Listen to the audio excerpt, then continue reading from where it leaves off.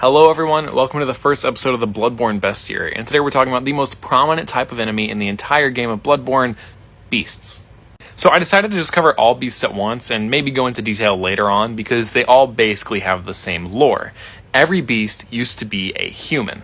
And although there's a few beasts out there like the man-eater boars who are just big angry animals, the majority of the animalistic humanoid beasts were always once human. So, as far as physical features go, beasts are typically weak to serrated weapons, which cause them to bleed profusely, and fire, which many of them also fear.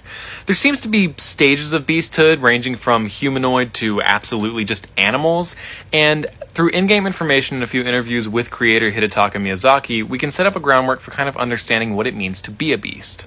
At its most basic, a beast is just the wild, unruly creature at the basis of all living things. Beasts are ruled by their lust for violence and bloodshed, and cannot think beyond these base motivations.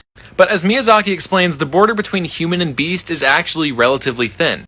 In an interview, Miyazaki explains it like this: "The urge to transform into a beast is in conflict with the basic sense of humanity we all have. That humanity serves as a kind of shackle, keeping the transformation in its place. The stronger the shackle keeping that urge to transform in place is, the larger the recoil once that shackle is finally broken." So to translate that into plain English, beasthood is this basic wild state of being that lurks beneath all creatures. Humans are able to willingly deny their beasthood through this sense of humanity, that sort of higher calling that separates man and animal. But the more one tries to resist that sense of beasthood, the more twisted and dangerous of a beast they become when they eventually give in to it. And this makes a lot of sense when you consider who some of the most dangerous beasts are in Bloodborne. Vicar Amelia was a vicar, the highest rank of the healing church. Lawrence was the first vicar. And Ludwig was of course the first healing church hunter, a man so obsessed with honor and knighthood that when he became a beast, he became one of the most monstrous beasts of all. Now there is this really common misconception that beasthood originated from the old blood. In other words, the mixture of a human being and the blood of a great one somehow mutated to turn people into this. That is technically true, but not in the way you might think. So, beasts are a problem in Yharnam because of the church's blood ministration, but not because of the blood itself. Rather, in the world of Bloodborne, blood carries blood echoes, the memories and wills of those who came before, those who once had that blood in their body.